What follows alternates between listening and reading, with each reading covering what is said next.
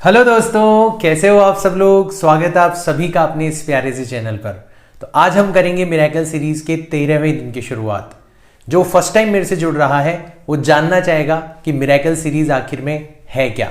तो miracle series के अंदर हम क्लास 12th की जो फिजिक्स है उसका सिलेबस कंप्लीट करने वाले हैं जस्ट 60 डेज के अंदर। इसका मतलब ये नहीं है कि मैं आपको भगाने वाला हूं, इसका मतलब ये नहीं है कि मैं टॉपिक्स स्किप करवाते हुए पढ़ाने वाला हूं, और इसका मतलब ये तो बिल्कुल नहीं है कि मैं आपको न्यूमेरिकल्स कम करवाने वाला हूं। सब कुछ करेंगे, आराम से करेंगे, सब कुछ समझ में आएगा, बट फिर भी 60 दिनों के अंदर हम पूरा का पूरा सिलेबस खत्म कर लेंगे। सीक्रेट क्या है? सीक्रेट ये है कि जो क्लास 12th की फिजिक्स है उसका सिलेबस केवल और केवल 60 दिन की मेहनत ही डिमांड करता है। कोई भी आपको ये नहीं बताएगा, क्योंकि अगर आपको बता दिया तो आपका फिजिक्स का डर जो है वो खत्म हो जाएगा। तो मेरा जो टारगेट है वो बेसिकली फिजिक्स के इस डर को खत्म करना है जो कि आपके दिमाग के अंदर ठूस ठूस के भर दिया गया है। और फिर इस मिरेकल सीरीज को आप किस एग्जाम के लिए यूज करना चाहते हो वो आपके ऊपर डिपेंड है। एक बार अगर आपका डर खत्म हो गया तो आप बोर्ड्स भी फोड़ सकते हो, नीट भी फोड़ सकते हो और जेईई का एग्जाम भी फोड़ सकते हो। तो आपको इस सीरीज को किस एग्जाम के लिए यूज करना है वो आप डिसाइड करो। मेरा काम है अगले 60 दिनों के अंदर आपको ये एहसास दिलाना कि फिजिक्स बहुत आसान है और फिजिक्स से डरने की तो कतई जरूरत नहीं है। आज हम करेंगे एक नए चैप्टर की शुरुआत, न्यूक्लियस, ठीक है। और उसमें हम बेसिकली न्यूक्लियस की स्ट्रक्चर के बारे में पढ़ेंगे, मास डिफेक्ट के बारे में पढ़ेंगे, बाइंडिंग एनर्जी के कंसेप्ट के बारे में पढ़ेंगे और फाइनली हम लॉज ऑफ रेडियो एक्टिविटी के बारे में पढ़ेंगे। तो बड़ा मजेदार होने वाला है आज का वीडियो, ठीक है ना। बड़ा इंफॉर्मेटिव है, काफी स्कोरिंग है। अगर आप आज का वीडियो देखते हो तो ये मान लो आपको हर एग्जाम के अंदर मार्क्स मिलने वाले हैं, भर भर के मार्क्स मिलने वाले हैं, ठीक है ना। तो शुरुआत करते हैं आज के चैप्टर की, ठीक है ना। तो देखो, जो न्यूक्लियस है ना उसकी डिस्कवरी का श्रेय जाता है रदरफोर्ड को। लास्ट चैप्टर में हमने पढ़ा था कि कैसे उन्होंने अल्फा पार्टिकल स्कैटरिंग के एक्सपेरिमेंट के द्वारा न्यूक्लियस के बारे में हमें बताया था और न्यूक्लियस की इवन साइज भी प्रिडिक्ट करके हमें बताई थी। अब न्यूक्लियस के अंदर क्या होता है उसके बारे में हम थोड़ी सी बात कर लेते हैं। तो हमें बाद में जाके पता चला कि यार न्यूक्लियस के अंदर जो पॉजिटिव चार्ज भरा हुआ होता है वो इन टर्म्स ऑफ पार्टिकल्स होता है and each of that particle is called a proton. तो न्यूक्लियस के अंदर सबसे पहले तो कौन पाए जाते हैं? प्रोटॉन्स पाए जाते हैं। तो जैसे मान लो आपने किसी एलिमेंट का सिंबल लिखा ZXA, ये लिखने का तरीका है। कोई भी एलिमेंट है उसका सिंबल लिखने का तरीका है। यहां पर Z जो है वो एटॉमिक नंबर कहलाता है और A जो है वो एटॉमिक मास नंबर कहलाता है। तो ये जो Z है ना ये इंडिकेट करता है कि आपके इस एटम में जो न्यूक्लियस है उसके अंदर कितने प्रोटॉन्स हैं। तो Z का मतलब हो जाएगा नंबर ऑफ प्रोटॉन्स। तो न्यूक्लियस के अंदर एक तो पाए जाते हैं प्रोटॉन्स। फिर हमने देखा है न्यूक्लियस के अंदर एक और प्रकार के पार्टिकल्स पाए जाते हैं जिनका कोई चार्ज नहीं होता, जो कि प्रोटॉन से थोड़े से हल्के से हैवी होते हैं। उनको अपन बोलते हैं न्यूट्रॉन्स। और प्रोटॉन और न्यूट्रॉन इन दोनों को कुल मिला के कंबाइंडली क्या बोला जाता है? न्यूक्लियॉन्स बोला जाता है। जिनका घर न्यूक्लियस है उनको क्या बोला जाता है? न्यूक्लियॉन बोला जाता है। जैसे हमारा घर इंडिया है तो हमें इंडियंस बोला जाता है, वैसे प्रोटॉन और न्यूक्लियॉन का जो घर है वो न्यूक्लियस है, इसलिए उनको कंबाइंडली क्या बोला जाता है? न्यूक्लियॉन्स बोला जाता है, ठीक है ना। तो अगर आपसे कोई पूछे कि बताओ नंबर ऑफ न्यूट्रॉन्स कितने होंगे, तो आप एटॉमिक मास नंबर में से प्रोटॉन्स को माइनस कर दो तो जो नंबर बचेगा वो किसको डिनोट करेगा? नंबर ऑफ न्यूट्रॉन्स को डिनोट करेगा। क्यों? क्योंकि एटॉमिक मास नंबर जो होता है वो basically number of neutrons plus number of protons के इक्वल होता है, ठीक है ना। तो जस्ट इस सिंबल को देख के हम तीन चीजें पता लगा सकते हैं कि न्यूक्लियस के अंदर कितने न्यूट्रॉन्स हैं, न्यूक्लियस के अंदर कितने प्रोटॉन्स हैं और न्यूक्लियस के अंदर टोटल कितने न्यूक्लियॉन्स हैं। ये तीनों चीजें हमें केवल और केवल इस सिंबल को देख के पता पड़ जाती है, ठीक है ना। तो टोटल इसके अंदर A न्यूक्लियॉन्स होंगे और इसका जो ओवरऑल चार्ज होता है, अब प्रोटॉन सारे के सारे पॉजिटिवली चार्ज्ड है और न्यूट्रॉन्स जो है वो न्यूट्रल है, तो उनका तो कोई फर्क पड़ेगा नहीं चार्ज के ऊपर। तो ओवरऑल जो न्यूक्लियस का चार्ज होगा वो कैसा चार्ज होगा?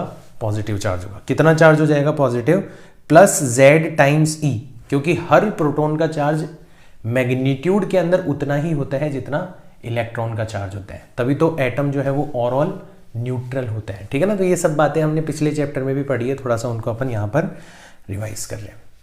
अब प्रोटॉन कितना छोटा, कितना हल्का पार्टिकल है, इस बात का अंदाजा आपको तब लगेगा जब आप मास ऑफ प्रोटॉन के ऊपर एक बार नजर डालोगे। कितना होता है? 1.67262 इंटू 10⁻⁻27 किलोग्राम। सोचो, इतना छोटा, इतना हल्का पार्टिकल होता है, बट स्टिल ये इलेक्ट्रॉन के कंपैरिजन में 1000 टाइम्स हैवियर है, क्योंकि इलेक्ट्रॉन का जो मास होता है वो 10⁻⁻31 किलोग्राम ऑर्डर का होता है ना, उससे तो थोड़ा हैवी है, ठीक है ना, बट स्टिल बहुत कम मास है, ठीक है ना। अच्छा, हमें ये नंबर सब याद रखने की जरूरत नहीं है, क्योंकि एग्जामिनेशन पेपर जो होता है उसके अंदर ये डेटा गिवन होता है अपनों को, ठीक है ना। अगर याद रख लो तो बहुत अच्छी बात है। तो हमें मास ऑफ प्रोटॉन के बारे में पता चल गया। ऐसे ही मास ऑफ न्यूट्रॉन जो होता है वो होता है 1.6749 इंटू 10⁻⁻27 किलोग्राम। तो आप देखोगे कि यार प्रोटॉन और न्यूट्रॉन का मास तो लगभग बराबर है। डेसिमल के बाद में 2 डिजिट्स तक तो आप ये फिगर आउट ही नहीं कर पा रहे कि आपका पार्टिकल न्यूट्रॉन है या प्रोटॉन है, कोई डिफरेंस ही नहीं है। इसका भी 1.67, इसका भी 1.67। हाँ, तो इन जनरल हम कैलकुलेशन में मानते भी हैं कि न्यूट्रॉन और प्रोटॉन जो होते हैं वो सेम मास वाले पार्टिकल होते हैं। बट अगर आप बिल्कुल एग्जैक्ट डेटा के बारे में बात करते हो तो you will see that neutron is a little bit heavier. Heavier का मतलब है ज़्यादा मास वाला पार्टिकल होगा इन कंपेरिजन विथ प्रोटॉन। तो ये जो डिफरेंस है ना, ये हमें साक्षात कब नजर आएगा, जब हम हमारी यूनिट को बहुत छोटा बना ले। अभी हमारा नंबर बहुत छोटा है, 10⁻⁻27 ऑर्डर का है। क्यों? क्योंकि हम यूनिट जो यूज कर रहे हैं वो किलोग्राम यूज कर रहे हैं। अगर हम हमारी यूनिट बहुत छोटी बना लेंगे तो फिर हमारा नंबर क्या हो जाएगा, बड़ा हो जाएगा, और फिर हमें इन दोनों का डिफरेंस साफ साफ दिखाई देगा। तो हमने एक नई यूनिट बनाई जिसको कहा जाता है यूनिफाइड मास यूनिट या एटॉमिक मास यूनिट बोला जाता है, ठीक है ना। 1U से रिप्रेजेंट किया जाता है। इसको हमने कैसे डिफाइन किया? हमने कार्बन 12 एटम जो है ना उसका मास मेजर किया। मास स्पेक्ट्रोस्कोपी करके एक प्रोसेस होती है, उसके थ्रू आप किसी भी एटम का मास मेजर कर सकते हो। तो आपने कार्बन 12 एटम का मास मेजर किया और उसको आपने 12 से डिवाइड कर दिया। आप ये अंदाजा लगाना चाहते थे कि यार कार्बन 12 एटम के अंदर 12 न्यूक्लियॉन्स हैं, तो लगभग on an average her nucleon का मास कितना होगा, और उसी को अपनों ने एक नई यूनिट बना दी। तो आप देखोगे कि 1U जो होता है वो कितने किलोग्राम के इक्वल होता है? 1.660539 इंटू 10⁻⁻27 किलोग्राम के इक्वल होता है। तो 1U जो है वो लगभग प्रोटॉन और न्यूट्रॉन के मास के इक्वल होता है। बट आप एग्जैक्ट डेटा याद रखना चाहते हो तो यूनिफाइड यूनिट के अंदर प्रोटॉन का मास होता है 1.00727 और न्यूट्रॉन का मास होता है 1.00866। तो यहां पर आपको क्लियरली दिख रहा है कि आपका न्यूट्रॉन जो है वो 0.001 ज़्यादा हैवियर है प्रोटॉन के कंपैरिजन में, ठीक है ना। तो ये सारी की सारी चीज़ें हमें डेटा से रिलेटेड चीज़ें हो गई। तो ये चीज़ें हमें एज अ फैक्ट ध्यान रखनी है, अगर कोई भी पूछे तो हमें ये चीज़ें पता होनी चाहिए, ठीक है ना। तो ये तो न्यूक्लियस के अंदर हमने झांक लिया, है ना। अच्छा, सेम एलिमेंट के अलग अलग प्रकार के न्यूक्लियस पाए जा सकते हैं, उनको अपन बोलते हैं आइसोटोप्स। सेम एलिमेंट का मतलब है आपका एटॉमिक मास नंबर जो होगा ना वो सेम होगा, मतलब नंबर ऑफ प्रोटॉन सेम होंगे, नंबर ऑफ इलेक्ट्रॉन्स सेम होंगे। तो सारी की सारी केमिकल प्रॉपर्टीज भी सेम होगी, क्योंकि केमिकल प्रॉपर्टीज किसके द्वारा डिसाइड होती है? इलेक्ट्रॉन्स के द्वारा डिसाइड होती है कि वो किससे बॉन्ड बनाएगा, कितनी उसकी वैलेंसी होगी, ये सब कुछ, ठीक है ना। तो सेम एलिमेंट इसलिए बोला गया है। Z सेम है मतलब नंबर ऑफ इलेक्ट्रॉन्स भी सेम है, मतलब केमिकल प्रॉपर्टीज भी सेम है। तो डिफरेंस क्या होगा? डिफरेंस होगा न्यूक्लियर प्रॉपर्टीज के अंदर, ठीक है। न्यूक्लियर प्रॉपर्टीज के अंदर डिफरेंस होगा, क्यों? क्योंकि नंबर ऑफ न्यूट्रॉन्स जो है वो डिफरेंट होंगे, या ओवरऑल आपका जो एटॉमिक मास नंबर होगा वो डिफरेंट होगा। जैसे हाइड्रोजन के 3 आइसोटोप्स होते हैं, 1H1, 1H2, 1H3। एक के अंदर केवल और केवल एक प्रोटॉन होता है, एक के अंदर एक प्रोटॉन एक न्यूट्रॉन होता है, और एक के अंदर एक प्रोटॉन और 2 न्यूट्रॉन्स होते हैं, ठीक है ना। तो ये हर एलिमेंट के लगभग आइसोटोप्स पाए जाते हैं, हमें उसको ज़्यादा टेंशन लेने की ज़रूरत है नहीं, जैसे हमें ध्यान रखना है कि आइसोटोप का मतलब होता क्या है, ठीक है ना। अब आगे चलते हैं, हम लोग बात करते हैं साइज ऑफ न्यूक्लियस के बारे में। तो ये तो हमें पता है कि न्यूक्लियस की साइज बहुत छोटी होती है, लगभग 10⁻⁻15 मीटर, 1 फेम्टोमीटर, 1 फर्मी के ऑर्डर की होती है। बट किस फैक्टर के ऊपर डिपेंड करती है? भाई किसी ना किसी फैक्टर के ऊपर तो डिपेंड करती होगी ना, पता चले हर न्यूक्लियस की साइज ही सेम हो, ऐसा नहीं है। न्यूक्लियस की साइज उस पर्टिकुलर न्यूक्लियस के एटॉमिक मास नंबर के ऊपर डिपेंड करती है, और ये बिल्कुल लाजमी भी है कि भाई कितने उस घर के अंदर न्यूक्लियॉन्स होंगे। अगर ज़्यादा न्यूक्लियॉन्स है तो घर को बड़ा होना चाहिए या नहीं चाहिए, ठीक है ना। तो एटॉमिक मास नंबर के ऊपर डिपेंड करती है। बट ये जो डिपेंडेंस है वो थोड़ी सी अजीब सी है। कैसे? कि आपकी जो न्यूक्लियस की रेडियस है वो एटॉमिक मास नंबर की पावर 1/3 के डायरेक्टली प्रोपोर्शनल होती है। डायरेक्टली प्रोपोर्शनल नहीं होती, पावर के 1/3 पावर के डायरेक्टली प्रोपोर्शनल होती है एटॉमिक मास नंबर के, ठीक है ना।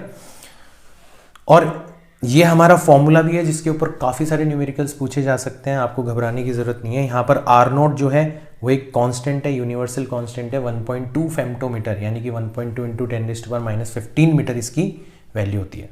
तो आपको जैसे सपोज करो कोई भी न्यूक्लियस दिया जाए, जैसे मैंने आपको दे दिया एल्यूमिनियम 27, तो मैंने पूछा बताओ इसकी न्यूक्लियस की साइज कितनी होगी, तो इसका एटॉमिक मास नंबर है 27।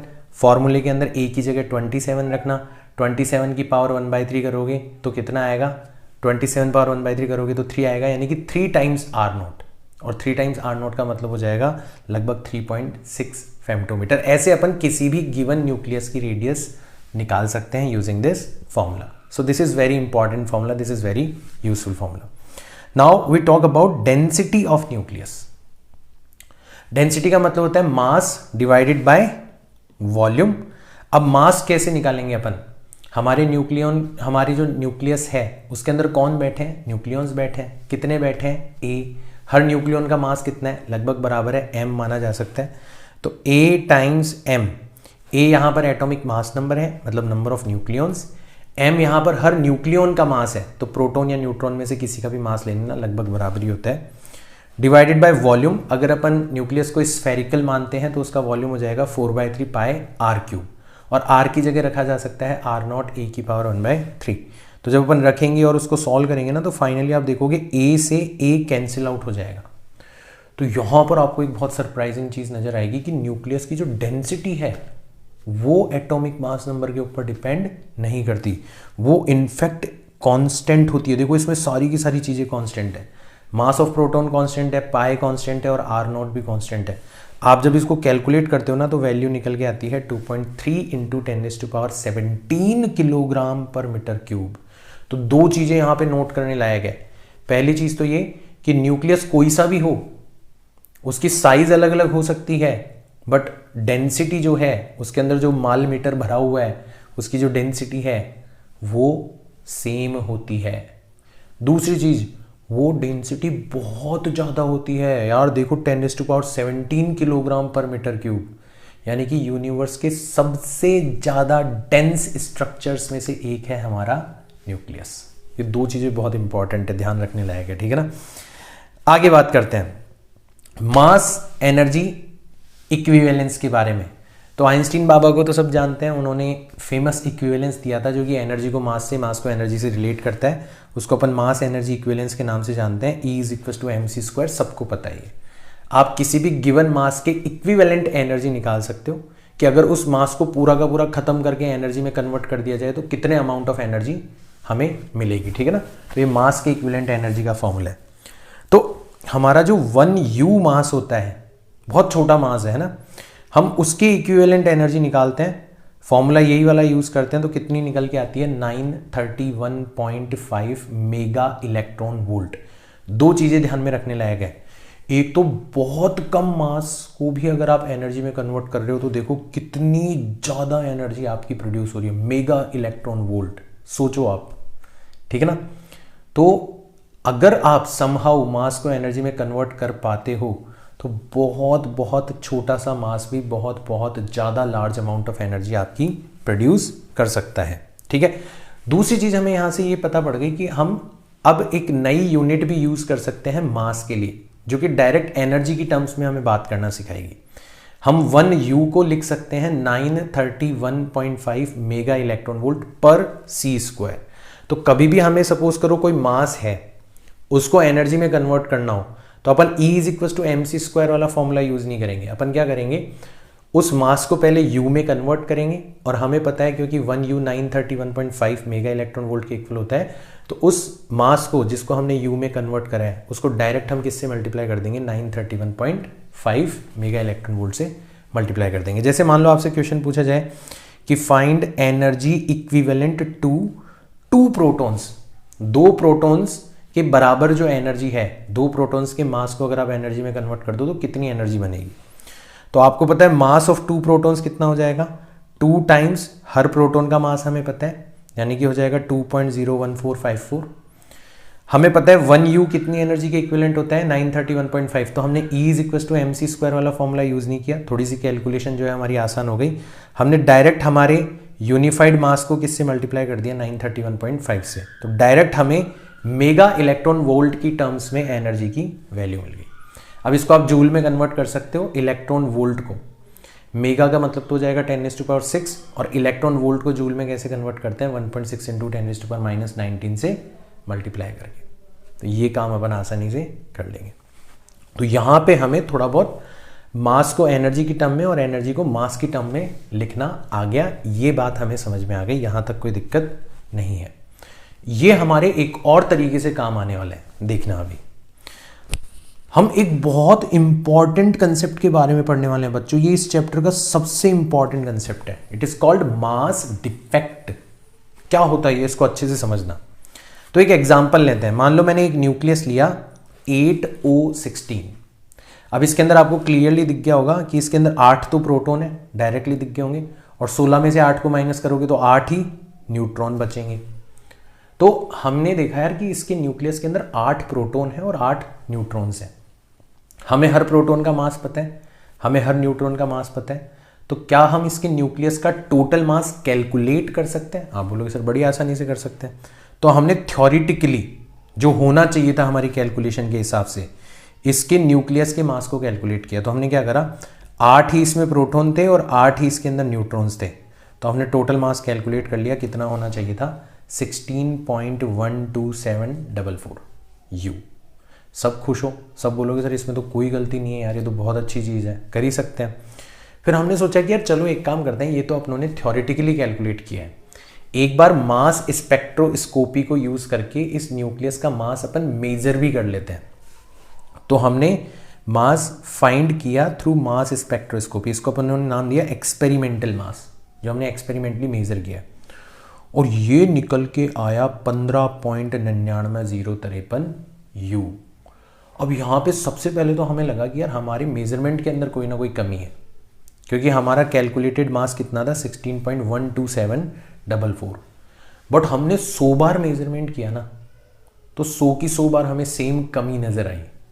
हमने अलग अलग न्यूक्लियस के लिए सेम प्रोसेस को दोहराया, तो फिर हमें वहां पर भी थोड़ा सा एक्सपेरिमेंटल मास जो है वो थ्योरेटिकल मास के कंपैरिजन में कम नजर आया। तो हमें पता पड़ गया कि यार गलती हमारी नहीं है, कोई ना कोई नेचर का फंडा यहाँ पर काम कर रहा है, और उसी को हमने नाम दिया मास डिफेक्ट। किसको नाम दिया? हमने नोटिस किया कि थ्योरेटिकल मास जो होता है वो हमेशा एक्सपेरिमेंटल मास के कंपैरिजन में ज़्यादा होता है, और इन दोनों का जो डिफरेंस है वो ही क्या कहलाता है, मास डिफेक्ट कहलाता है। तो आज से हमारा मास डिफेक्ट क्या हो जाएगा, थ्योरेटिकल मास माइनस एक्सपेरिमेंटल मास। जैसे हमारा जो एग्जाम्पल था उसमें मास डिफेक्ट कितना निकल के आ रहा है 0.13691 U। अब सवाल ये उठता है कि यार ऐसा हो क्यों रहा है, हम बहुत फेयर कैलकुलेशन कर रहे हैं, भाई न्यूक्लियस है उसके अंदर 8 न्यूट्रॉन है, 8 प्रोटॉन है, हर न्यूट्रॉन का मास पता है, हर प्रोटॉन का मास पता है, तो टोटल मास हमने कैलकुलेट कर लिया। तो एक्सपेरिमेंटली जब मेजर कर रहे हैं तो मास कम क्यों आ रहा है, कहाँ चला गया ये मास डिफेक्ट, कहाँ चला गया, क्यों नहीं पकड़ पा रहे हम इसको? तो फिर हमने दिमाग लगाया और हमें पता चला कि यार ये जो मास डिफेक्ट है ये तो किसकी टर्म्स में कन्वर्ट हो चुका है, एनर्जी की टर्म्स में कन्वर्ट हो चुका है, और उस एनर्जी को ही हम जानते हैं बाइंडिंग एनर्जी के नाम से। तो बाइंडिंग एनर्जी बेसिकली हमारे उस सवाल का जवाब है जो कि हम पूछ रहे थे कि भाई मास डिफेक्ट गया कहाँ। तो energy equivalent to mass defect for a given nucleus is called binding energy. ये तो इसकी मैथमेटिकल डेफिनेशन हो गई कि हमारी बाइंडिंग एनर्जी कितनी होगी, मास डिफेक्ट को c² से मल्टीप्लाई कर दो, जो एनर्जी की वैल्यू मिलेगी वो बाइंडिंग एनर्जी होगी। मैंने आपको एक और तरीका बताया था कि मास डिफेक्ट को आप U के अंदर निकालो, यूनिफाइड यूनिट के अंदर निकालो, एटॉमिक मास यूनिट के अंदर निकालो, और उसको फिर 931.5 से मल्टीप्लाई कर दो। तो अगर आपको डायरेक्ट मास डिफेक्ट U के अंदर पता है, जो कि नॉर्मली आपको पता होगा, तो आप बाइंडिंग एनर्जी डायरेक्ट 931.5 से मल्टीप्लाई करके मेगा इलेक्ट्रॉन वोल्ट, ऐसा यूनिट में नहीं, मेगा इलेक्ट्रॉन वोल्ट के टर्म्स में निकाल सकते हो, जो कि नॉर्मल कैलकुलेशन में यही वाली यूनिट काम में आती है, ठीक है ना। तो ये तो इसकी मैथमेटिकल डेफिनेशन हो गई, बट थ्योरेटिकल एक्सप्लेनेशन तो चाहिए ना कि भाई क्यों, आखिर में मास डिफेक्ट को क्यों जरूरत पड़ी एनर्जी के अंदर कन्वर्ट होने की।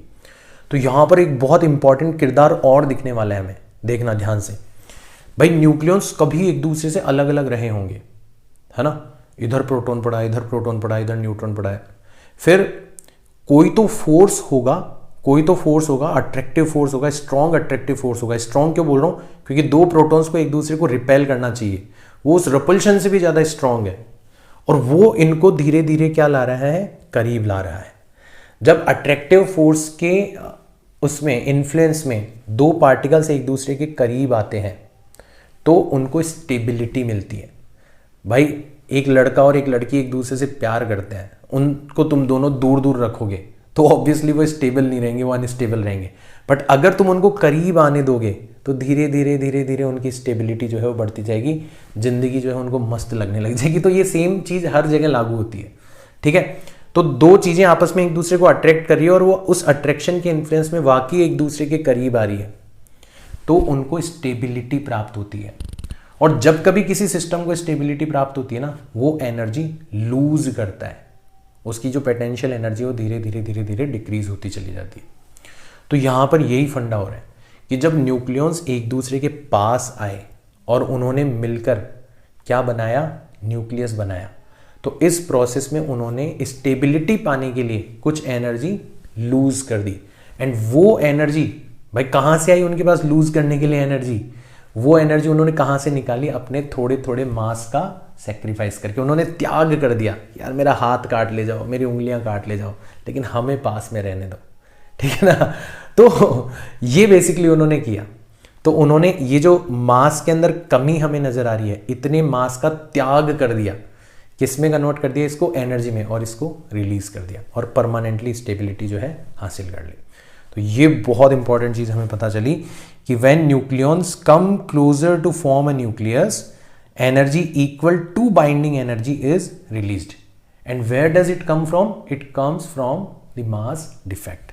या आप इसको उल्टा भी बोल सकते हो कि अगर कल को आपको किसी न्यूक्लियस को तोड़ना है, सारे न्यूक्लियस को अलग अलग करना है, तो उनको आपको कितनी एनर्जी देनी पड़ेगी? बाइंडिंग एनर्जी के इक्वल एनर्जी देनी पड़ेगी। बहुत बहुत मस्त चीज है बच्चों, अगर इसको आपने समझ लिया ना, पूरा न्यूक्लियस आपको समझ में आ जाएगा, है ना।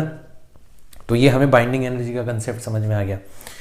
फिर जब हम आगे बढ़े तो हमने देखा कि यार बाइंडिंग एनर्जी पर न्यूक्लियन निकाल के देखते हैं कि भाई हर न्यूक्लियन को कितनी एनर्जी अपनी रिलीज करनी पड़ी, अपना कितने मास का त्याग करना पड़ा है। तो हमने क्या करा, जो बाइंडिंग एनर्जी निकाली थी उसको एटॉमिक मास नंबर से डिवाइड कर दिया, तो एक ज्यादा अच्छी क्वांटिटी हमारे पास में आ गई, जिसको हम बोलते हैं बाइंडिंग एनर्जी पर न्यूक्लियन, ठीक है। अब इसको देख के हम डायरेक्टली पता लगा सकते हैं, जिसकी बाइंडिंग एनर्जी पर न्यूक्लियन ज्यादा होगी, जिसने ज्यादा त्याग किया होगा, इसका मतलब उसको ज्यादा स्टेबिलिटी मिली होगी, यानी कि उस न्यूक्लियस की स्टेबिलिटी उतनी ही ज्यादा होगी। तो अब हम क्या कर सकते हैं, ग्राफ प्लॉट कर सकते हैं। इसमें हम लोग इस तरफ y एक्सिस पर लेंगे बाइंडिंग एनर्जी पर न्यूक्लियन, और यहां पर हम लेंगे एटॉमिक मास नंबर। तो लगभग हमने दुनिया में जितने भी न्यूक्लियस पाए जाते हैं उन सब की binding energy per nucleon calculate करी और उसको इस ग्राफ के अंदर हमने प्लॉट कर दिया। तो हमें कुछ इस तरीके का वेरिएशन मिला। अब इस वेरिएशन में दो तीन बातें खास है जो कि हमको नोट कर लेनी चाहिए। हम देख रहे हैं कि लगभग 30 से कम, है ना, और लगभग 170 से ज्यादा, लगभग 30 से कम और 170 से ज्यादा जब तुम चले जा रहे हो तो तुम्हारी बाइंडिंग एनर्जी क्या मिल रही है, तुम्हें कम मिल रही है। देखो इधर भी कम है और इधर भी थोड़ी सी ड्रॉप हो गई। 30 से लेके 170 वाला जो रीजन है ना, उसमें बाइंडिंग एनर्जी तुम्हें सबसे ज्यादा मिल रही है और ऑलमोस्ट कांस्टेंट मिल रही है, ऑलमोस्ट कांस्टेंट मिल रही है। तो इससे हमें क्या पता चला कि वो न्यूक्लियस जिनका एटॉमिक मास नंबर 30 से लेके 170 के बीच में है, वो स्टेबल न्यूक्लियस है ना, क्योंकि उनकी बाइंडिंग एनर्जी पर न्यूक्लियन बहुत ज्यादा है। जिनका एटॉमिक मास नंबर 30 से कम है, जिनका एटॉमिक मास नंबर 170 से ज्यादा है, वो अनस्टेबल न्यूक्लियस है, वो तड़प रहे हैं बेचारे स्टेबिलिटी पाने के लिए। ठीक है ना। दूसरी चीज, इस कर्व ने हमें यह भी बता दिया कि अधिकतम जो न्यूक्लियस है उनकी बाइंडिंग एनर्जी ऑलरेडी बहुत ज्यादा है मेगा इलेक्ट्रॉन वोल्ट की टर्म्स में, और ऑलमोस्ट कांस्टेंट है, मतलब 30 से लेके 170 की बात कर रहा हूं मैं। इसका मतलब है कि हमारा जो फोर्स है जो कि न्यूक्लियस को पास में लाने के लिए, इनको जोड़े रखने के लिए रिस्पॉन्सिबल है, उसके बारे में भी हम पढ़ेंगे। That is called nuclear force. वो बहुत स्ट्रॉन्ग फोर्स होना चाहिए क्योंकि उसकी वजह से मेगा इलेक्ट्रॉन वोल्ट की टर्म्स में एनर्जी रिलीज हो रही है। दूसरी चीज, वो बहुत शॉर्ट रेंज्ड फोर्स होना चाहिए और वो सैचुरेटेड फोर्स होना चाहिए। शॉर्ट रेंज्ड और सैचुरेटेड होने की वजह से ही वो ज़्यादा न्यूक्लियॉन्स के ऊपर एक्ट नहीं कर पाएगा।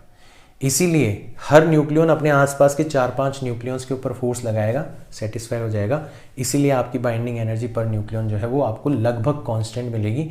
इसीलिए आपको न्यूक्लियस की जो डेंसिटी है वो क्या मिलती है, कांस्टेंट मिलती है। तो हमें क्या क्या चीज़ें पता पड़ गई। सबसे पहले तो हमें इस कर्व से पता पड़ गया that this indicates the presence of a very short ranged, saturated and much stronger attractive force between nucleus. ये हमें पता पड़ गया भाई साहब, तभी इतनी ज़्यादा ऑर्डर की हमारी बाइंडिंग एनर्जी हमें मिल सकती है। हमें पता पड़ गया कि 30 से लेके 170 के जो न्यूक्लियस है वो स्टेबल है, जिनका 30 से कम है वो अनस्टेबल है। वो क्या कर सकते हैं, वो फ्यूज हो सकते हैं। भाई 30 से कम है, एक जैसे 29 वाला ले लो, तो दो 29 वाले मिलके एक 58 एटॉमिक मास नंबर वाला न्यूक्लियस बना सकते हैं, जो कि ऑफकोर्स ज़्यादा स्टेबल होगा। तो अगर 30 से कम वाले न्यूक्लियाई को स्टेबिलिटी पानी है तो उनको क्या होना पड़ेगा, उनको फ्यूज होना पड़ेगा। इसी को अपन कहते हैं न्यूक्लियर फ्यूजन, ठीक है ना। तो दो छोटे न्यूक्लियस जो होते हैं वो फ्यूज होके एक मिडिल रेंज्ड वाला न्यूक्लियस बना लेते हैं, जो कि ज़्यादा स्टेबल होता है। इस प्रोसेस में क्योंकि आप स्टेबिलिटी हासिल कर रहे हो, ध्यान रखना, ये मंत्र बैठा लो, जब भी कोई सिस्टम स्टेबिलिटी हासिल करता है वो हमेशा एनर्जी लूज करता है। तो दो छोटे न्यूक्लियस मिलके एक मिडिल रेंज्ड वाला न्यूक्लियस बना रहे हैं जो कि ज़्यादा स्टेबल है। आपका सिस्टम स्टेबिलिटी की ओर बढ़ रहा है, इसका मतलब वो पक्का एनर्जी लूज कर रहा होगा।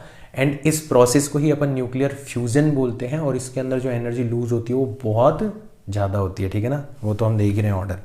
सिमिलर काम कि जिनका एटॉमिक मास नंबर 170 से ज़्यादा है वो भी अनस्टेबल है। अब वो क्या कर सकते हैं, वो पार्ट्स के अंदर डिवाइड हो सकते हैं, they can break into parts. वो मिडिल रेंज्ड वाले दो छोटे छोटे न्यूक्लियाई के अंदर क्या हो सकते हैं, डिवाइड हो सकते हैं। इस प्रोसेस में भी उनको स्टेबिलिटी मिल रही है, यानी कि इस प्रोसेस में भी एनर्जी लूज होगी। इस प्रोसेस को अपन बोलते हैं न्यूक्लियर फिजन। बहुत सारी एनर्जी लूज होती है, सबको पता है एटॉमिक बॉम्ब जो है उनमें कितनी एनर्जी बाहर निकलती है। तो ये छोटी मोटी बातें हमें पता पड़ गई। और कुछ छोटे मोटे पॉइंट्स आप देख सकते हो, जैसे सबसे ज़्यादा बाइंडिंग एनर्जी पर न्यूक्लियन जो है, सबसे ज़्यादा चोटी पर कौन बैठा हुआ दिखाई दे रहा है आपको, फेरस 56। तो ये दुनिया के सबसे स्टेबल न्यूक्लियस में से एक है। फेरस हो गया, निकल हो गया, कोबाल्ट हो गया, ये जो होते हैं ये सबसे ज़्यादा बाइंडिंग एनर्जी वाले न्यूक्लियस होते हैं, ये सबसे ज़्यादा स्टेबल न्यूक्लियस होते हैं। मतलब जितने भी अदर न्यूक्लियस है वो सब अंततोगत्वा, मतलब इन दी एंड किसके अंदर कन्वर्ट हो जाने वाले हैं, फेरस, निकल एंड कोबाल्ट के अंदर कन्वर्ट हो जाने वाले हैं। जब आप किसी स्टार के कोर की बात करते हो, अर्थ के कोर की बात कर लो, अर्थ का कोर मतलब जानते हो, अर्थ के बिल्कुल सेंटर के पास वाला हिस्सा, वहां पर सिचुएशन इतनी एक्सट्रीम है, वहां पर टेम्परेचर इतना हाई है, वहां पर प्रेशर इतना हाई है कि आपका कोई सा भी न्यूक्लियस जो है वो वहां पर अनस्टेबल ही होगा। वो धीरे धीरे स्टेबिलिटी पाने की राह पर बढ़ेगा और आखिरी में वो कहाँ पर आके रुकेगा, जब तक वो फेरस के अंदर, निकल के अंदर या कोबाल्ट के अंदर कन्वर्ट नहीं हो जाए। तो आप इमेजिन कर सकते हो कि दुनिया का कोई सा भी स्टार हो, दुनिया का कोई सा भी प्लेनेट हो, उसकी जो कोर है वो हमेशा किससे मिलके बनी हुई दिखाई देगी आपको, निकल, फेरस एंड कोबाल्ट से मिलके बनी हुई दिखाई देगी। This is not a fact, this is basically the truth which we have deduced from this information.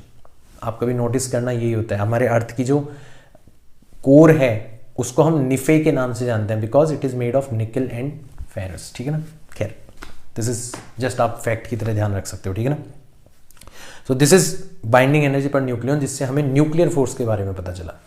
तो इस न्यूक्लियर फोर्स को अपन थोड़ी सी स्पेशल अटेंशन और दे देते हैं। तो क्या क्या पता चल गया हमें, एक तो हमें ये पता पड़ गया कि ये 4 फंडामेंटल फोर्सेस में से एक है। इसको अदर फोर्सेस की टर्म्स में एक्सप्लेन नहीं किया जा सकता। It is different than gravitational force. By gravitational force तो हो ही नहीं सकता ये, क्योंकि ग्रेविटेशनल फोर्स तो बहुत ही ज्यादा वीक फोर्स होता है। It is not electrostatic force, क्योंकि इलेक्ट्रोस्टैटिक फोर्स होता तो प्रोटॉन्स को रिपेल करना चाहिए था, अट्रैक्ट कर रहे हो तो it is something different, entirely different That's why we have made it another fundamental force. We cannot explain it in terms of other fundamental forces. That's why it itself is a fundamental force. ठीक है, it is strongest among all of them. उनमें सबसे ज़्यादा strong है, ठीक है, ये सबसे ज़्यादा स्ट्रॉन्ग होता है. फिर आपका इलेक्ट्रोस्टैटिक फोर्स आता है, फिर वीक न्यूक्लियर फोर्स, फिर ग्रेविटेशनल फोर्स. इस तरीके से होती है इनकी ऑर्डर, ठीक है ना. शॉर्ट रेंज होता है, इसकी जो रेंज है वो बहुत कम होती है. न्यूक्लियस के अंदर अंदर तो शेर है, उसके बाद में ये गीदड़ बन जाता है. मतलब न्यूक्लियस के अंदर अंदर लगता है, उससे ज़्यादा दूरी पर चले जाएंगे दो न्यूक्लियस तो ये लगना बंद हो जाएगा, ठीक है ना. सैचुरेटेड फोर्स है, मतलब केवल और केवल ये अपने आसपास के न्यूक्लियस के ऊपर एक्ट करता है. बहुत ज़्यादा दूर अगर कोई न्यूक्लियन बैठा होगा तो उससे कोई लेना देना नहीं है. And it is unaffected by charge. Charge से इसके ऊपर कोई फर्क नहीं पड़ता. जितना फोर्स प्रोटॉन और प्रोटॉन के बीच में लग रहा है उतना ही प्रोटॉन और न्यूट्रॉन के बीच में लगता है, और उतना ही न्यूट्रॉन और न्यूट्रॉन के बीच में लगता है. कोई भेदभाव नहीं है यहाँ पे, चार्ज के आधार पर कोई भेदभाव नहीं है. ये पोटेंशियल एनर्जी का कर्व है फॉर स्ट्रॉन्ग न्यूक्लियर फोर्स. तो आप देखोगे कि आपकी जब डिस्टेंस 2 फेम्टोमीटर से ज़्यादा है तो आपकी पोटेंशियल एनर्जी जो है वो लगभग 0 है और फ्लैट है. आपका जो फोर्स होता है ना वो होता है change in potential energy divided by change in distance, du/dr. तो जब आपकी पोटेंशियल एनर्जी फ्लैट हो जाती है, मतलब उसके अंदर कोई बदलाव ही नहीं आ रहा, इसका मतलब आपका फोर्स कितना है, 0 है. तो आप देखोगे कि 2 फेम्टोमीटर के बाद में पोटेंशियल एनर्जी के अंदर कोई बदलाव नहीं आ रहा, यानी कि हमारा 2 फेम्टोमीटर के बाद में न्यूक्लियर फोर्स जो है वो ऑलमोस्ट कितना हो जाता है, 0 हो जाता है. शॉर्ट रेंज है ना. फिर हम देख रहे हैं कि जैसे जैसे 2 फेम्टोमीटर से कम हो रही है ना, 1 फेम्टोमीटर के पास में गए, ये R0 की वैल्यू है लगभग 0.8 फेम्टोमीटर. तो जब दो न्यूक्लियस एक दूसरे से 0.8 फेम्टोमीटर पर होते हैं तब उनकी पोटेंशियल एनर्जी मिनिमम होती है. इसका मतलब तब उनके बीच में लगने वाला फोर्स मैक्सिमम होता है, तब वो स्टेबल इक्विलिब्रियम की कंडीशन में होते हैं. और अगर आप उससे भी ज़्यादा पास लेके जाओगे ना तो फिर आपकी पोटेंशियल एनर्जी वापस से बढ़ने लग गई. पोटेंशियल एनर्जी बढ़ने लग गई, इसका मतलब आपका फोर्स जो है वो अब रिपल्सिव हो गया. तो एक बहुत इंपॉर्टेंट चीज़ हमें पता चली कि हमारा जो स्ट्रॉन्ग न्यूक्लियर फोर्स है, it is not always attractive. It is attractive when R is greater than 0.8 femtometer, and it can be repulsive when R is very very less than 0.8 femtometer. बहुत कम हो जाए अगर इससे तो फिर ये रिपल्सिव भी हो सकता है. तो न्यूक्लियस जो है वो एक दूसरे के पास तो आएंगे बट एक हद से ज़्यादा पास नहीं आएंगे, तभी उनकी जो डेंसिटी है वो लगभग क्या रहती है, मेंटेन रहती है, ठीक है ना. तो ये भी कई बार इंफॉर्मेशन जो है हमारे काम आ जाती है, इसलिए मैंने आपके सामने मेंशन कर दी, ठीक है ना. बहुत सारे बच्चे मुझसे कमेंट्स के अंदर डिफरेंट चीज़ें पूछते हैं. जैसे बच्चे पूछते हैं कि सर एनसीईआरटी को पढ़ने की ज़रूरत है क्या, ठीक है ना. या फिर बच्चे पूछते हैं कि सर आप थोड़े से जब भी कुछ न्यूमेरिकल्स वगैरह करवाते हो या जब भी कोई टॉपिक हमें पढ़ाते हो तो हमें बता दिया करो कि कौन से एग्ज़ाम की रिलेवेंट है. तो यार देखो, मैं आपको यहाँ पर ये बोलना चाहूँगा, दोनों चीज़ें बताना चाहूँगा. मैंने कमेंट्स के अंदर भी रिप्लाई किया है. एक तो ये है कि आप कभी भी ये मत सोचना कि सुभाष सर 60 दिन के अंदर फिजिक्स पढ़ा रहे हैं, इसका मतलब कुछ छुड़वा रहे होंगे. आप बिलीव नहीं करोगे कि जो कंटेंट आपको मिल रहा है ना वो एक अलग लेवल का कंटेंट है, इसलिए इसका नाम मिरेकल सीरीज रखा गया है. ये आपको कब पता चलेगा, जब आप इन वीडियोस को देख के एनसीईआरटी पढ़ोगे. देन यू विल रियलाइज कि यार इस बंदे ने एनसीईआरटी को कहीं से नहीं छोड़ा. जब आप इन लेक्चर्स को देख के क्वेश्चन सॉल्व करोगे, प्रीवियस ईयर के किसी भी एग्जाम के क्वेश्चन सॉल्व करना, जेईई मेंस के करना या नीट के करना या कोई भी रेस्पेक्टिव एग्जाम के करना, आपको पता चलेगा कि यार इस बंदे ने किसी भी तरीके का न्यूमेरिकल नहीं छोड़ा, और वो भी इतने कम टाइम के अंदर. तो ऐसा क्यों पॉसिबल हो पा रहा है ये तो मुझे भी नहीं पता, कोई और ही मुझसे करवा रहा है ये, ठीक है ना, कहीं और से इंस्ट्रक्शन आ रहे हैं, बट ऐसा हो रहा है. कमेंट्स के अंदर आपको मेंशन करना है कि अगर आपको ऐसा फील हो रहा है तो. और अगर आप कर ही नहीं रहे, मेहनत ही नहीं कर रहे, वीडियोस ही पूरे नहीं देख रहे, उसके बाद में न्यूमेरिकल्स नहीं कर रहे, फिर एनसीईआरटी पढ़ने की तो बात बिल्कुल ही दूर है, तो फिर आपको ये सारे के सारे चमत्कार पता नहीं चलेंगे. फिर आपके लिए जस्ट केवल एक फील गुड फैक्टर है कि यार कोई बंदा हमें रोज पढ़ा रहा है, मेहनत कर रहा है हमारे लिए यार इतनी ज़्यादा. आजकल ये बहुत चलता है यूट्यूब के ऊपर कि ओहो ये बंदा हमारे लिए कितनी मेहनत कर रहा है, गरीबों को पढ़ा रहा है. ये ऐसा कुछ भी नहीं है. ये जो मेहनत है वो हो चुकी है. नाउ तुम्हारी बारी है. तुम्हारी मेहनत जो है वो ज़्यादा इंपॉर्टेंट है. ये सब कुछ इंपॉर्टेंट नहीं है. मेरी बड़ाई करना या मेरे गुणगान गाना या किसी भी अदर टीचर के गुणगान गाना, दैट इज़ नॉट लाइक, उससे कुछ नहीं मिलने वाला। उससे उस टीचर का थोड़ा सा ईगो जो है वो हो सकता है बढ़ सकता है, ठीक है ना, बट मेरे ऊपर तो खैर उसका भी फर्क नहीं पड़ता। बाकी फर्क किससे पड़ेगा, when this thing will change your life, आपकी लाइफ के अंदर कोई चेंजेस लाने लग जाएगी ये जो चीज़ है, ये जो एफर्ट्स है, then this thing will be miraculous. वो होना चाहिए, ठीक है ना, उसके बिना फिर मज़ा नहीं आएगा।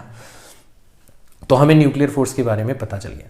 अच्छा, हमने जितना भी कुछ पढ़ा ना, यहाँ से न्यूमेरिकल कहाँ से आ सकते हैं, बाइंडिंग एनर्जी पे आ सकते हैं, ठीक है ना, साइज ऑफ न्यूक्लियस पे आ सकते हैं। तो कुछ न्यूमेरिकल्स कर लेते हैं।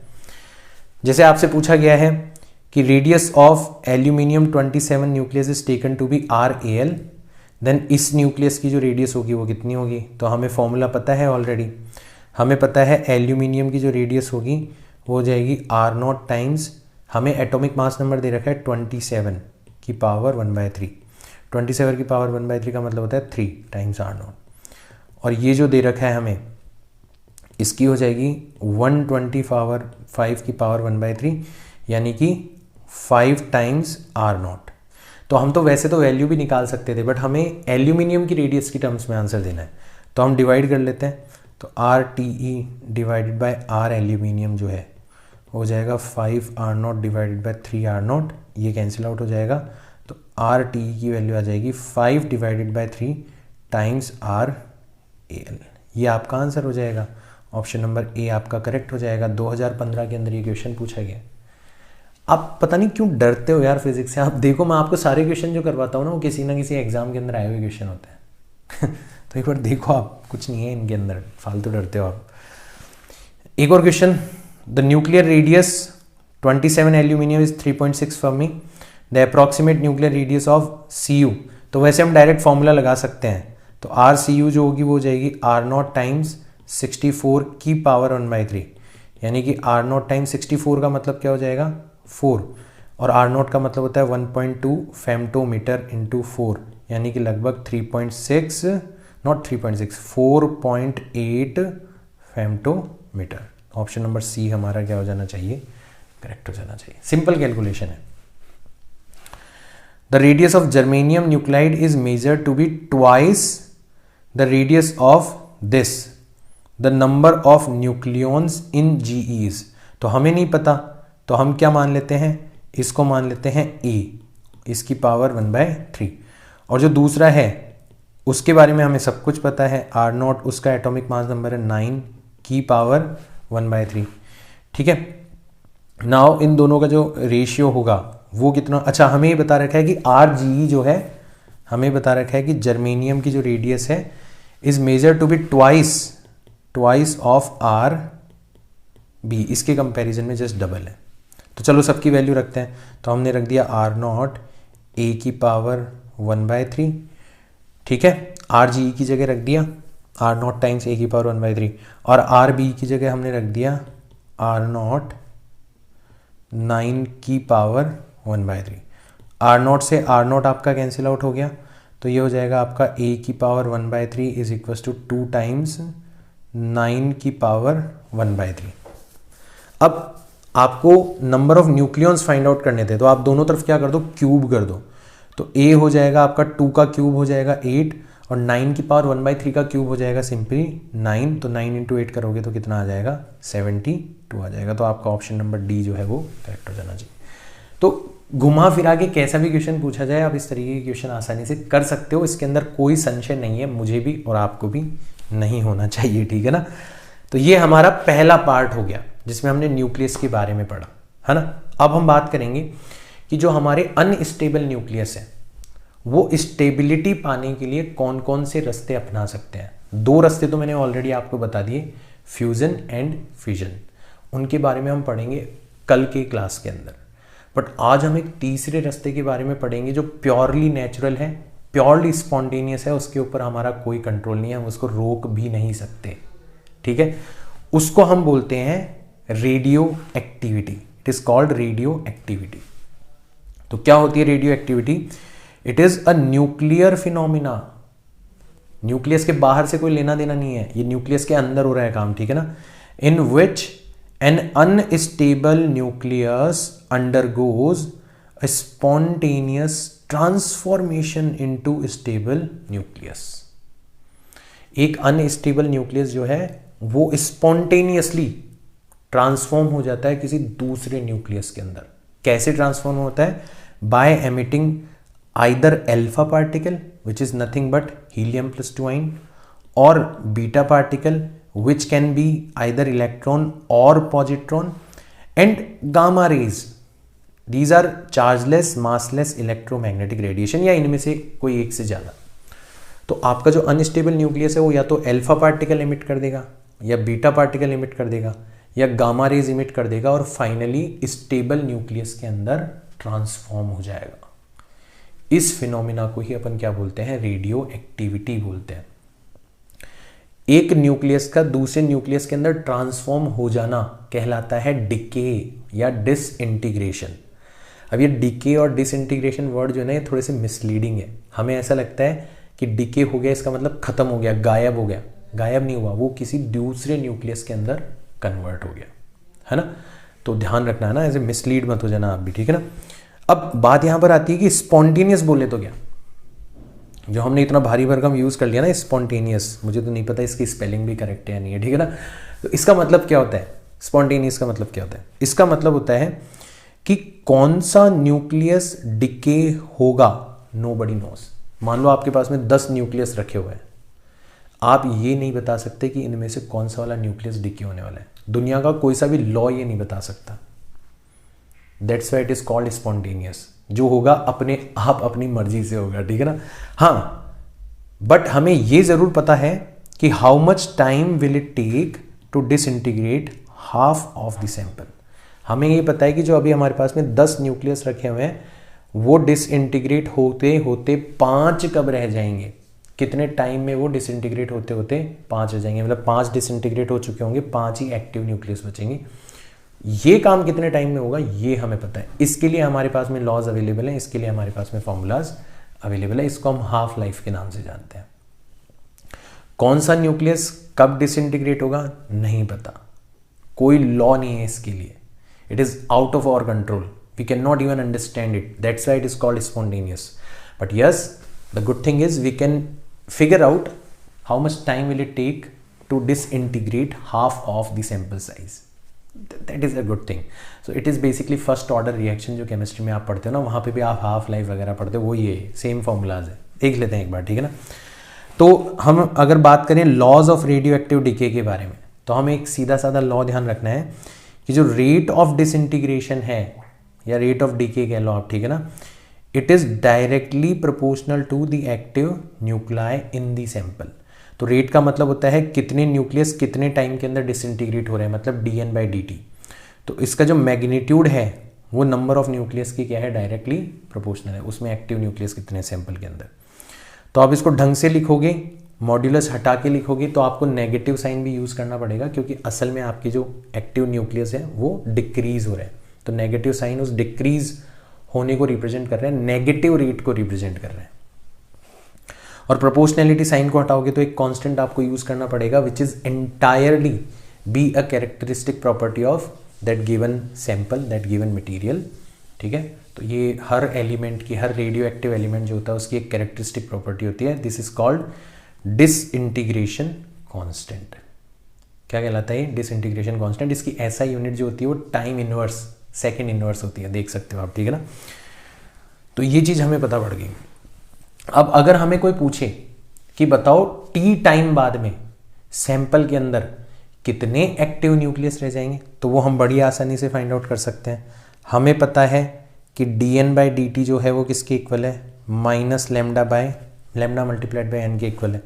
तो हम क्या करते हैं, n को ले आते हैं इधर की तरफ और dt को ले जाते हैं उधर की तरफ। अब हम क्या कर सकते हैं, इंटीग्रेट कर सकते हैं।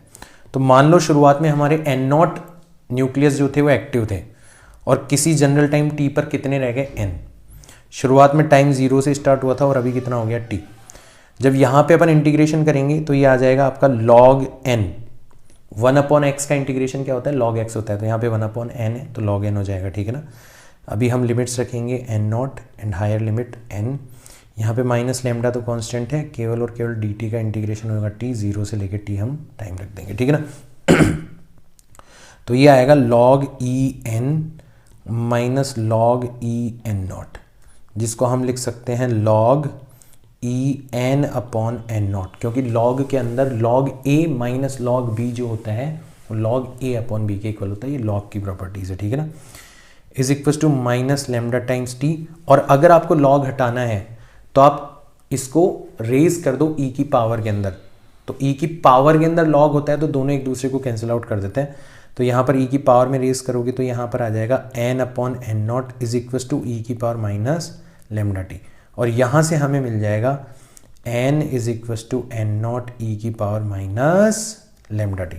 तो किसी भी टाइम पर कितने एक्टिव न्यूक्लियस होंगे उसका हमारे पास में फॉर्मूला आ चुका है।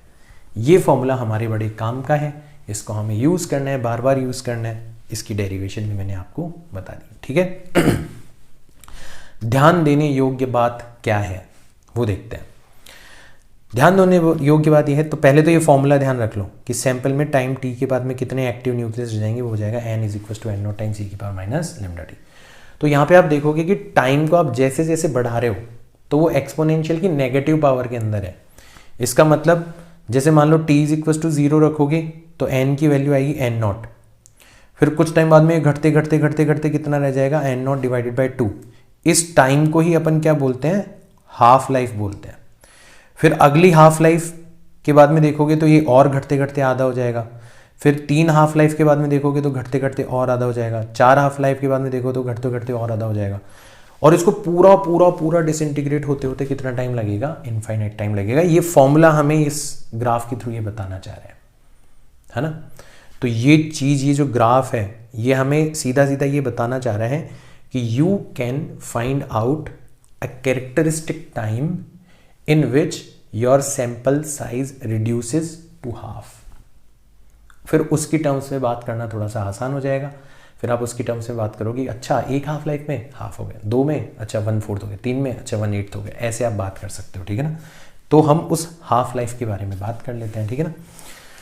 तो हाफ लाइफ का मतलब क्या होता है वो तो समझ ही गए होंगे, time in which sample size और एक्टिविटी बिकम्स हाफ, ठीक है ना।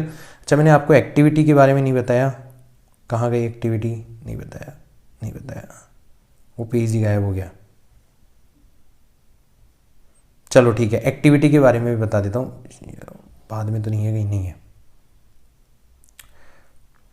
है ना। एक्टिविटी क्या होती है, एक्टिविटी क्या होती है, एक्टिविटी को नॉर्मली आर से रिप्रेजेंट करते हैं। ये जो हमारी रेट थी ना उसकी पॉजिटिव वैल्यू को ही अपन क्या बोलते हैं, एक्टिविटी बोलते हैं। मतलब लेमडा टाइम्स एन को ही अपन एक्टिविटी बोलेंगे। मतलब lambda times N naught times e की पावर माइनस लेमडा टी को ही अपन एक्टिविटी बोलेंगे। और ये लेमडा टाइम्स एन नॉट क्या होता है, आपकी ये इनिशियल एक्टिविटी होती है। तो R is equal to R naught e की पावर माइनस लेमडा टी। तो जो फॉर्मूला आपके एन के लिए एप्लीकेबल था वैसा का वैसा फॉर्मूला आपके आर के लिए एप्लीकेबल है। तो हाफ लाइफ जो आप डिसाइड करते हो, डिफाइन करते हो, वो आप नंबर ऑफ एक्टिव न्यूक्लियस की टर्म्स में भी बात कर सकते हो कि number of active nucleus half रह जाते हैं, या फिर वो एक्टिविटी की टर्म्स में भी बात कर सकते हो कि नंबर ऑफ जो एक्टिविटी है वो कितनी रह जाती है, आपकी हाफ रह जाती है। यार मैंने एक्टिविटी वाला स्लाइड बनाया था, पता नहीं कहाँ चला गया। खैर इसकी जो एसआई यूनिट है, छोटी छोटी चीज़ें ध्यान रख लेना, इसकी जो एसआई यूनिट है वो होती है बैक्यूरेल, ठीक है। ये हेनरी बैक्यूरेल करके एक साइंटिस्ट थे हमारे जिन्होंने रेडियो एक्टिविटी को डिस्कवर किया था। तो उनके नाम पे हमने किसका नाम रखा है, उनके नाम पर हमने इसका नाम रखा है, ठीक है ना।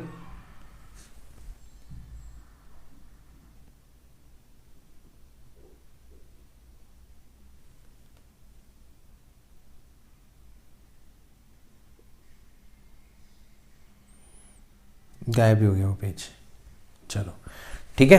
तो इनकी जो एसआई यूनिट है वो कितनी होती है, बैक्यूरेल होती है, ठीक है ना।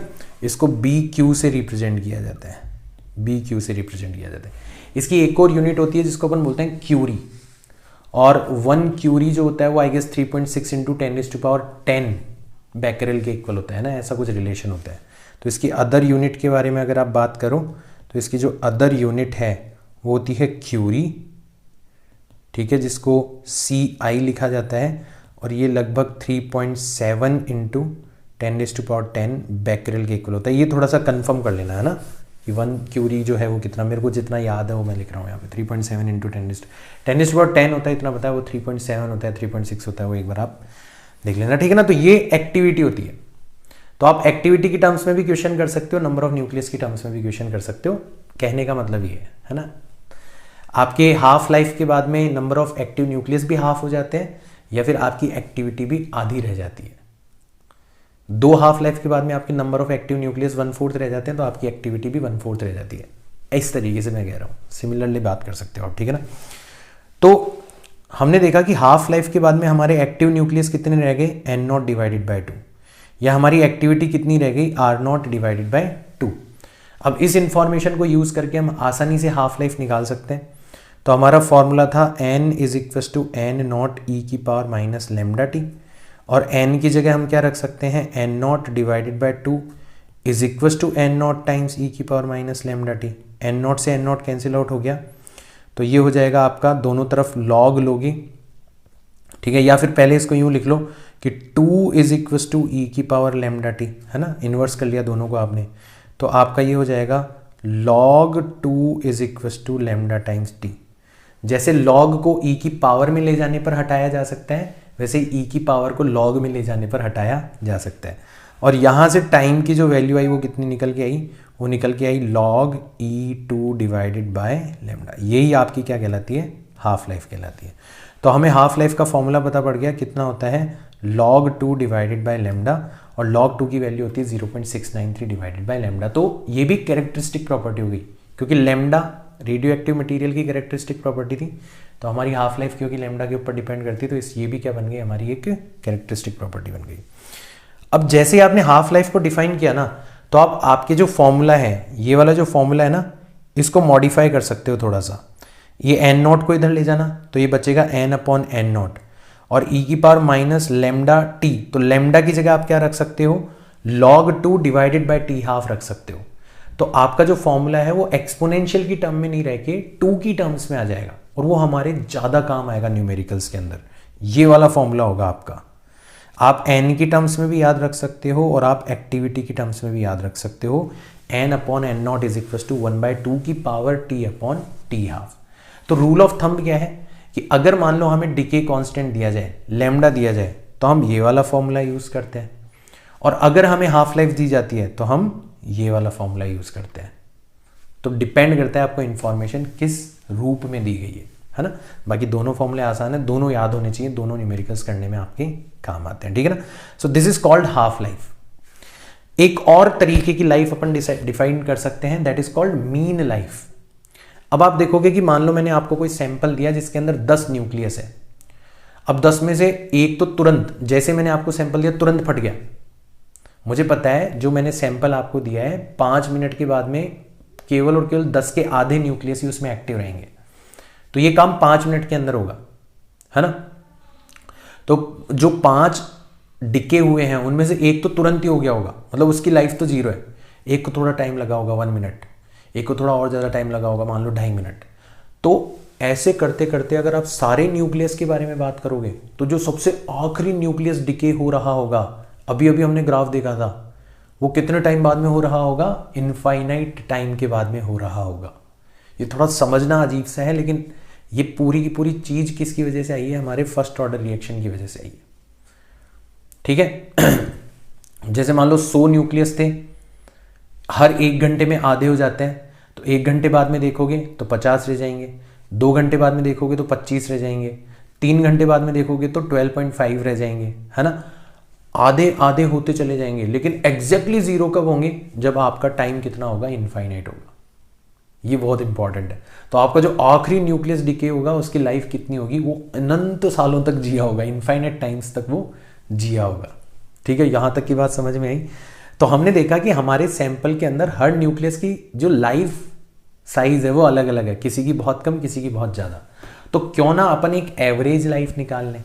तो एवरेज लाइफ अपन कैसे निकालते हैं, सारे के सारे न्यूक्लियस की लाइफ का सम कर दो और उसको टोटल न्यूक्लियस से डिवाइड कर दो। तो हमने यही काम किया। अब वो एग्जैक्ट कैलकुलेशन तो मैं आपको नहीं करके दिखाऊंगा, क्योंकि उसके अंदर इंटीग्रेशन इन्वॉल्व है, जो भी आइलेट्स रूल वाला, जो कि आपके किसी काम का नहीं है, ठीक है ना।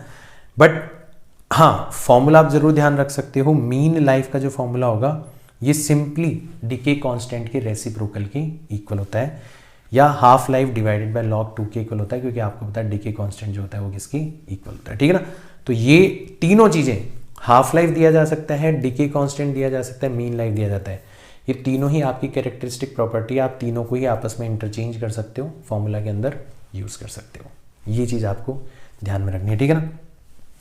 अगर आपके नहीं तसल्ली हो रही कि नहीं सर हमें तो बताओ ये कहाँ से आया, कैसे आया, तो देखो हमारी जो एक्टिविटी है वो होती है dN/dt, किसके इक्वल होती है, लैम्डा टाइम्स n, यानी कि लैम्डा टाइम्स n0 e की पावर माइनस लैम्डा डी के इक्वल होती है। अगर नेगेटिव साइन लगा देंगे तो यहाँ पे नेगेटिव साइन भी लगा दो, तो आप कुल मिला के dN की वैल्यू निकाल सकते हो, कितना हो जाएगा, माइनस लैम्डा n0 e की power minus lambda T times dt। तो ये जो dN है ये क्या है, ये बहुत कम न्यूक्लियस है, 5 हो गए 7 हो गए, जो कि अभी इस टाइम पर आपके सैंपल के अंदर प्रेजेंट है, और थोड़े से टाइम dt के बाद में क्या हो जाने वाले हैं, डिसइंटीग्रेट हो जाने वाले हैं। तो इन सभी न्यूक्लियस की जो लाइफ रही होगी, भाई ये टी टाइम तक तो जिंदा थे, जैसे आप टी से dt टाइम आगे जाओगे तो फिर ये खत्म हो चुके होंगे, ये डिसइंटीग्रेट हो चुके होंगे। तो इन्होंने अपनी जिंदगी किस टाइम तक जी है, तो इनकी सबकी लाइफ कितनी है, टी है, तो इनकी सबकी लाइफ का सम कितना होगा, हम इसको टी से मल्टीप्लाई कर देंगे, तो इनकी सबकी लाइफ का सम हो जाएगा, सम ऑफ लाइफ जो होगा वो कितना हो जाएगा आपका, T times minus lambda n0 e की power minus lambda T times dt। और अगर आप सिमिलर प्रोसेस लगाओ सारे के सारे जो न्यूक्लियाई हैं उनकी लाइफ को सम करने के लिए, तो आपको क्या करना पड़ेगा, इंटीग्रेट करना पड़ेगा। कुछ कुछ न्यूक्लियस ऐसे होंगे जिनकी लाइफ 0 होगी, और कुछ कुछ न्यूक्लियस ऐसे होंगे जिनकी लाइफ इनफाइनाइट होगी। आप टाइम के रेस्पेक्ट में इंटीग्रेट कर रहे हो ना, तो ये आपकी टोटल सम ऑफ लाइफ हो जाएगी, और इसलिए फिर आपकी जो मीन लाइफ होगी वो कितनी होगी, this integration from 0 to infinity minus T times lambda n0 e की power minus lambda T dt divided by number of active nucleus in initial sample divided by n0। और जब अपन इसको सॉल्व करेंगे ना तो फिर 1/λ आएगा। अब इसको मैथ्स वाले बच्चे तो सॉल्व कर सकते हैं, आइलेट रूल, फर्स्ट फंक्शन, इसमें इंटीग्रेशन बाय पार्ट्स का यूज करना है, ठीक है ना। बट बायो वालों के लिए डेरिवेशन किसी भी तरीके की काम की नहीं है, तो वो डायरेक्ट रिजल्ट ध्यान रख सकते हैं। आया कैसे वो इंपॉर्टेंट है, बट इंटीग्रेशन वाला पार्ट आप स्किप कर सकते हो। और मैथ्स वाले बच्चों को इंटीग्रेशन ट्राई करना है, नहीं हो तो मुझे बताना है कमेंट्स के अंदर, मैं आपको बताऊंगा इंटीग्रेशन, ठीक है ना। ठीक है, तो ये हमारी मीन लाइफ हो गई। तो ये सब कुछ हमने पढ़ा किसके बारे में, रेडियो एक्टिविटी के बारे में। अब इसके ऊपर हर साल क्वेश्चन पूछा जाता है, हर साल क्वेश्चन पूछा जाता है। इस बार भी पूछा गया था, हर बार पूछा जाता है जेईई मेंस के अंदर, नीट के अंदर, बोर्ड्स के अंदर। तो हम कुछ न्यूमेरिकल्स कर लेते हैं, फिर हमारा जो लेक्चर है उसको खत्म करेंगे। तो सबसे पहला न्यूमेरिकल जो हम ले रहे हैं यहाँ पर वो है the half life of radio active substances 30 minutes. तो हमें दे दिया गया है जो हमारी हाफ लाइफ है वो कितनी है, 30 मिनट्स है। The time taken between 40% decay, देखो डिके कितना हुआ है 40%, तो फिर एक्टिव कितने बचेंगे, एक्टिव कितने बचेंगे 60% बचेंगे। बस इसमें यही गलती मत करना, बच्चे इस डिके को लेके फॉर्मूला लगा देते हैं। अब अगर आपसे कोई पूछे कि बताओ n 40% होना चाहिए या 60% होना चाहिए, तो n होता है हमेशा एक्टिव न्यूक्लियस, तो हमें 60% लेना है ना। तो हमारा फॉर्मूला लगेगा n/n0 is equal to 1/2 power t/t half, और n/n0 हमें कितना दे रखा है 60%, यानी कि 60 डिवाइडेड बाय 100। हमेशा एक्टिव न्यूक्लियस लेने बच्चों, बस यही गलती मत करना, ठीक है ना।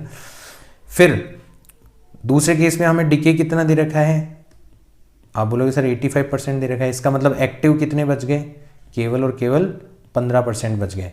तो हमारा फॉर्मूला होगा 15 divided by 100 is equal to 1/2 की पावर t, इसको t1 नाम लिख दिया आपने और इसको अपने t2 लिख दिया, डिवाइडेड बाय t हाफ। ठीक है, तो टाइम अलग अलग हुआ ना, 40% डिके होने में अलग टाइम लगेगा, 85% डिके होने में अलग टाइम लगेगा। तो इन दोनों का डिफरेंस आपसे पूछा गया है, मतलब t2 माइनस t1 आपसे पूछा गया है। इन दोनों का ही डिफरेंस जो है वो आपसे पूछा गया है कितना होगा। अब ये तो अपन बड़ी आसानी से कैलकुलेट कर सकते हैं। ये हमारी इक्वेशन 1 है, ये हमारी इक्वेशन 2 है। हम इक्वेशन 1 को इक्वेशन 2 से डिवाइड कर देंगे, या इक्वेशन 2 को उठा के इक्वेशन 1 से आप डिवाइड कर दो। तो इक्वेशन 2 का मतलब है 15/100, तो बाय 100 तो कैंसिल आउट हो जाएगा, इधर बचेगा 15, इधर बचेगा 60, इधर 1/2 आपका कॉमन बेस है, तो T2 divided by T½ minus T1 divided by T½ बच जाएगा।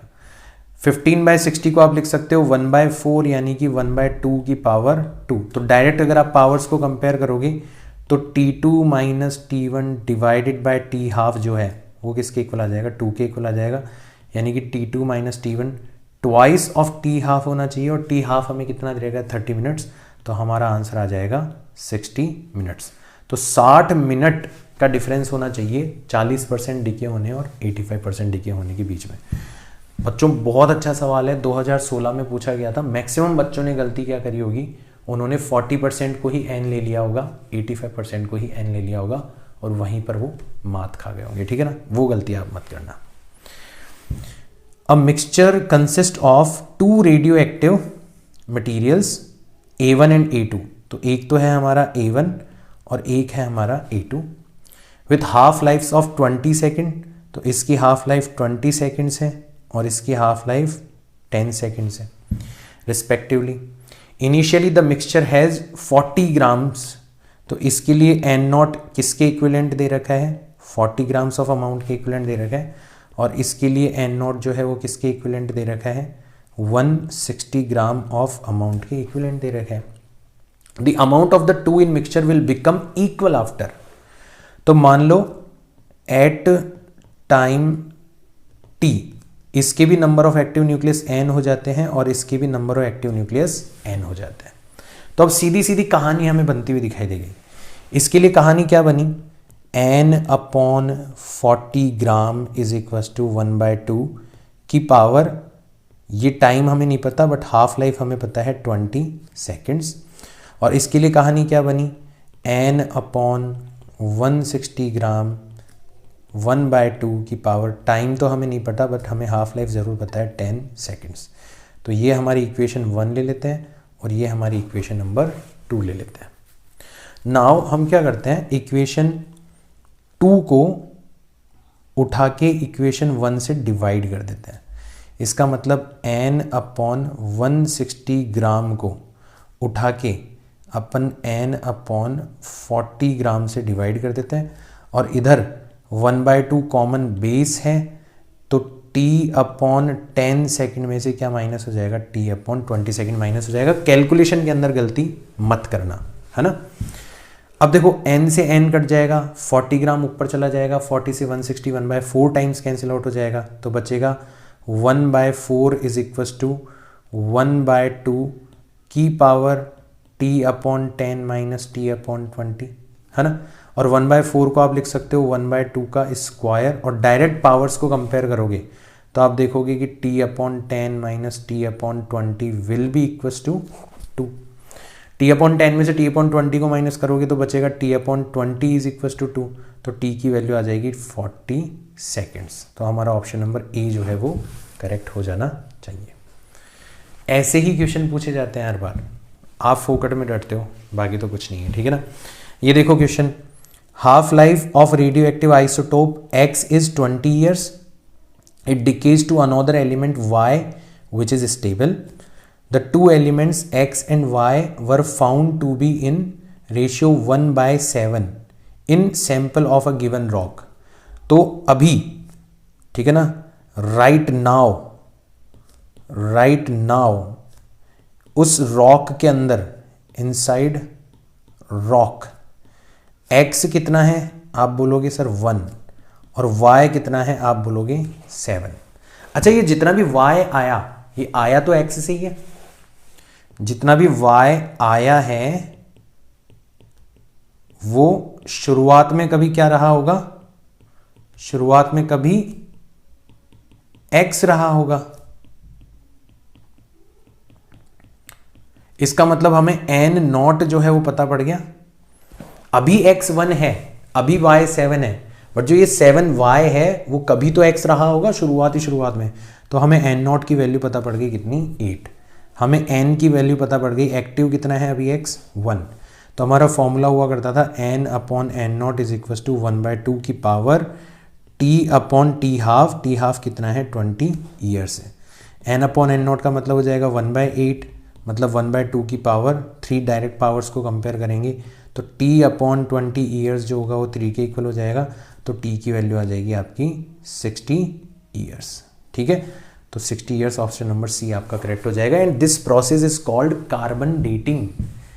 ऐसे तो करी जाती है, कोई आपको मान लो आप आर्कियोलॉजिकल सर्वे करते हो, उसके अंदर आपको कोई एंटीक चीज़ मिलती है, जैसे सपोज करो आपको कोई फॉसिल मिल गया, कुछ भी इस तरीके की चीज़ मिल गई है ना, तो आप उसकी एज कैसे पता करते हो, आप उसका कंपोजिशन देखते हो।